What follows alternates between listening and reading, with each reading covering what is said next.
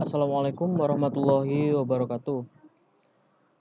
Selanjutnya pada bagian grid menu akan menjelaskan beberapa fungsi pada bagian data objek, yaitu fungsi grid itu sendiri untuk mengkontrol objeknya. Nah, sebelum memulai materi tersebut, yang pertama yang harus kita lakukan ialah membuat jenis kelas. Nah, kelas yang kita buat ini sudah saya beri nama OEE, yaitu Overall Equipment Effectiveness. Jadi ini sejenis istilah yang ada di dunia industri. Untuk member listnya itu saya buat nama mesinnya, kemudian waktu dia uptime dan waktu dia down.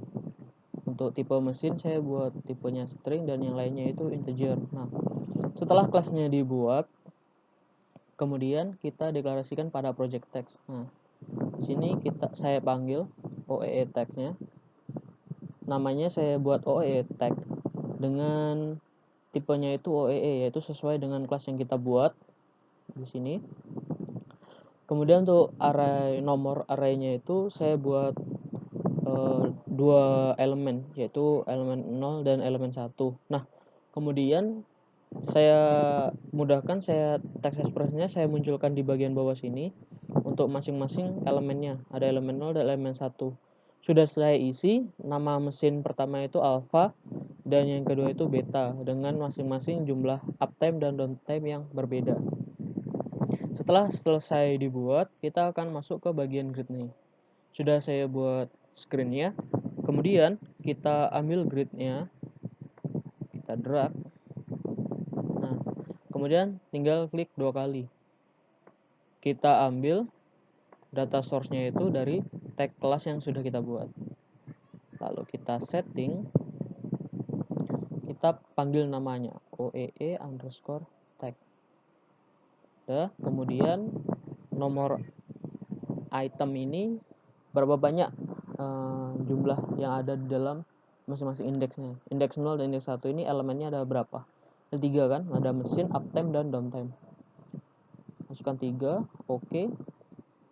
Kemudian untuk di bagian kolom ini baru kita masukkan nama-namanya. Nah, untuk kolom pertama itu kolom nama mesinnya. Nah, diambil dari variabel mesin. Variabel tag di dalam kelas dengan nama mesin. Nah, untuk uptime kelasnya itu juga namanya uptime, dan untuk downtime diambil dari downtime juga. Kita rubah untuk yang integer, kita rubah menjadi numeric. Setelah di OK, ini semuanya dibiarkan saja. Nanti akan muncul seperti ini. Tinggal disesuaikan ukurannya. Karena item kita cuma ada 2, bisa kita kondisikan sebesar ini saja. Nah, kita cek perubahan datanya terlebih dahulu.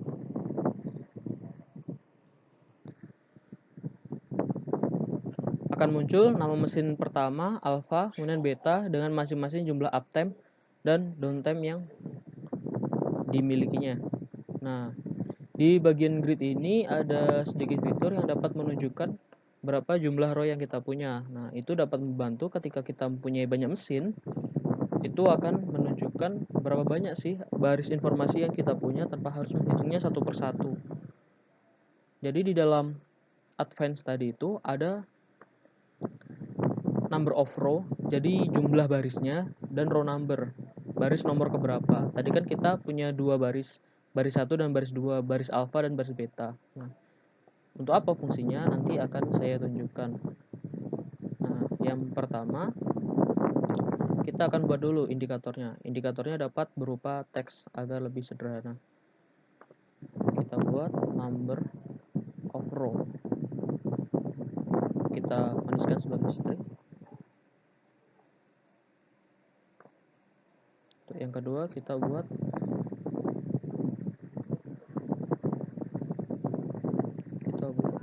row number.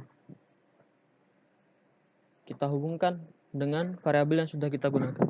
Saya sudah membuat jenis tag, ini kan row number, jadi saya buat tag rn untuk menyimpan nilai tersebut.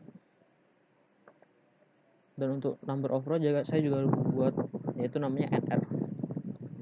Nah, nr dan rn itu tadi kita masukkan ke bagian advanced untuk di number of row nr, row number rn.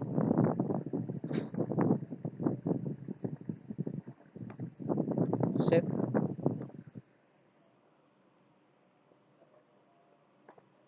Nah, nanti akan muncul seperti ini fungsinya. Jumlah row yang kita miliki sekarang cuma ada dua mesin, dan row number yang aktif itu 1. Kalau kita klik 2, dia akan row number yang kedua. Kurang lebih seperti itu.